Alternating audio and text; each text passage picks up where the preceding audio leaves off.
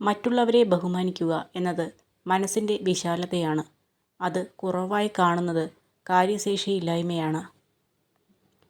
ഏറ്റവും ശക്തമായ ജീവികളോ ഏറ്റവും ബുദ്ധിയുള്ള ജീവികളോ അല്ല അതിജീവിക്കുന്നത്, മറിച്ച് മാറ്റങ്ങളോട് ഏറ്റവും അധികം ഇണങ്ങിച്ചേരുന്നവയാണ്. രണ്ടുപേർ ചേർന്ന് മൂന്നാമനെ കുറ്റം പറയുമ്പോൾ ഓർക്കുക, നമ്മളും പലപ്പോഴും മൂന്നാമൻ ആകാറുണ്ട് എന്നുള്ളത്. എത്ര തവണ പരാജയപ്പെട്ടാലും പിന്നെയും പിന്നെയും പരിശ്രമിക്കുന്നവനും മനസ്സിൽ പരാജയം സമ്മതിക്കാത്തവനുമാണ് യഥാർത്ഥ വിജയി. ഉറച്ച തീരുമാനത്തോടെ എഴുന്നേൽക്കുക, തികഞ്ഞ സംതൃപ്തിയോടെ ഉറങ്ങുക. തെറ്റുകൾ വന്നു പോകുന്നതിൽ കുറ്റകരമായി ഒന്നുമില്ല. എന്നാൽ അത് ശരിക്കും തെറ്റായും കുറ്റകരമായി മാറുന്നത് ചെയ്ത തെറ്റ് വീണ്ടും ആവർത്തിക്കുമ്പോഴാണ്. പ്രയോജനമില്ലാത്ത കാര്യങ്ങൾക്കായി ഇല്ലാത്ത പണം ഉപയോഗിച്ച് മറ്റുള്ളവർക്ക് മുന്നിൽ പൊങ്ങച്ചം കാണിക്കുന്നതിലൂടെ ആളുകളെ ആകർഷിക്കുന്നു എന്ന് കരുതരുത്.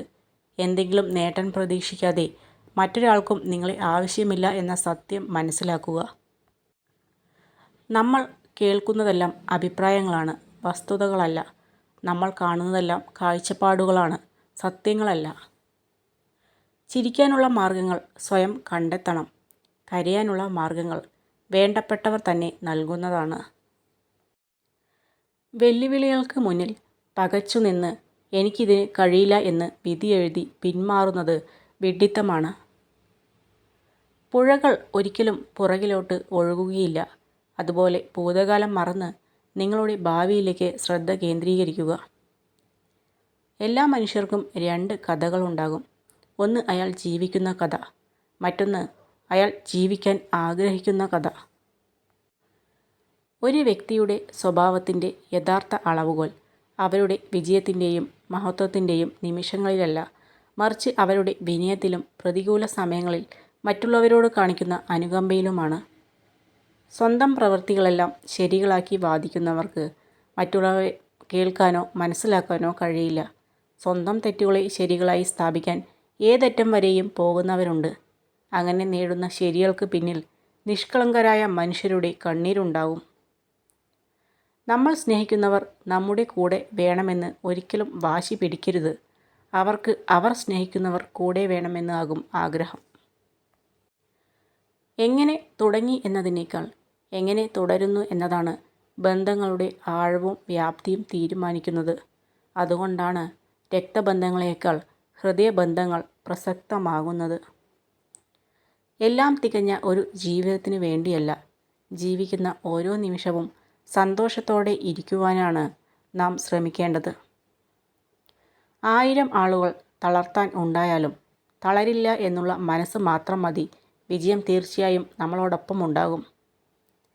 വീഴ്ചകളൊന്നും തന്നെ പറ്റാതിരിക്കുന്നതിലല്ല, ഓരോ തവണയും എഴുന്നേൽക്കുന്നതിനാണ് മഹാത്മ്യം. മനസ്സ് പെട്ടെന്ന് ആരെയും ഇഷ്ടപ്പെട്ടു എന്ന് വരില്ല. പക്ഷേ ഇഷ്ടപ്പെട്ടു കഴിഞ്ഞാൽ പിന്നെ അവരെക്കുറിച്ച് ഓർക്കാത്ത ഒരു ദിവസം പോലും ഉണ്ടാവില്ല. ജീവിതത്തിൽ നിങ്ങൾ ആരെയാണ് കണ്ടുമുട്ടുന്നത് എന്ന് കാലം തീരുമാനിക്കുന്നു. നിങ്ങളുടെ ജീവിതത്തിൽ ആരെ വേണമെന്ന് നിങ്ങളുടെ ഹൃദയം തീരുമാനിക്കുന്നു. നിങ്ങളുടെ ജീവിതത്തിൽ ആരാണ് തുടരേണ്ടത് എന്ന് നിങ്ങളുടെ പെരുമാറ്റം തീരുമാനിക്കുന്നു. ഒരാൾ ആരുമായി ചങ്ങാത്തം കൂടുന്നുവോ അതനുസരിച്ച് അയാളുടെ നിലനിൽപ്പിലും സ്വഭാവത്തിലും മൂല്യത്തിലും വ്യത്യാസമുണ്ടാകുന്നു. വിധി അകറ്റിയ പ്രണയവും കാലം മായ്ക്കാത്ത ഓർമ്മകളും എന്നും ഒരുപോലെയാണ്.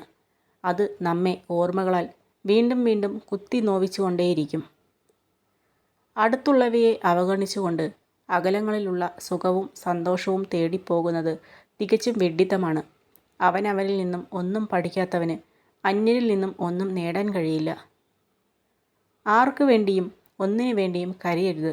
അത് സൗഹൃദമായാലും ബന്ധങ്ങളായാലും.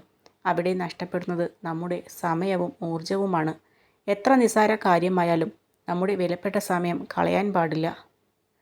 നമുക്ക് അടുപ്പമുള്ള ഒരു വ്യക്തി കള്ളം പറഞ്ഞു എന്നറിയുമ്പോൾ നമുക്കുണ്ടാവുന്ന ഏറ്റവും വലിയ വിഷമം ആ വ്യക്തി കള്ളം പറഞ്ഞു എന്നുള്ളതല്ല, ഇന്നു മുതൽ അയാളെ വിശ്വസിക്കാൻ പറ്റില്ല എന്നുള്ളതാണ്.